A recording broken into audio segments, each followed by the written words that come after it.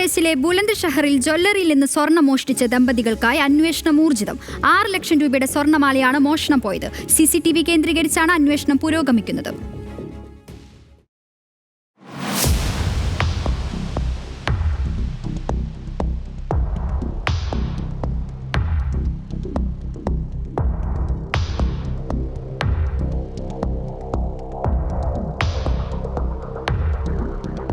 ഉത്തർപ്രദേശിൽ ബുലന്ദ്ഷഹറിലെ ജ്വല്ലറിയിൽ നിന്നാണ് 6 ലക്ഷം രൂപയുടെ സ്വർണ്ണമാല വാങ്ങാനെന്ന വ്യാജേന എത്തിയ ദമ്പതികൾ മോഷണം നടത്തിയത്.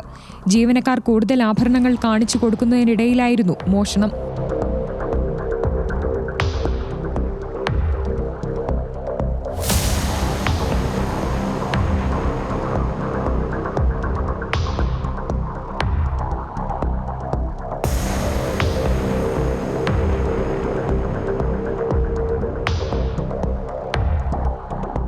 ദമ്പതികൾ മാല നോക്കുന്നത് CCTV ദൃശ്യങ്ങളിൽ കാണാം.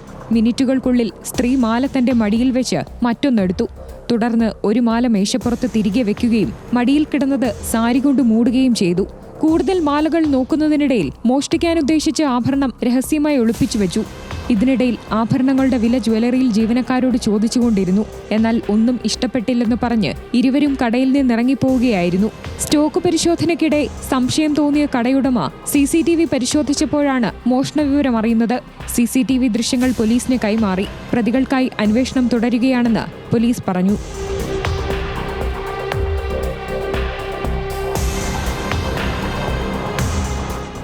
News desk, news Malayalam.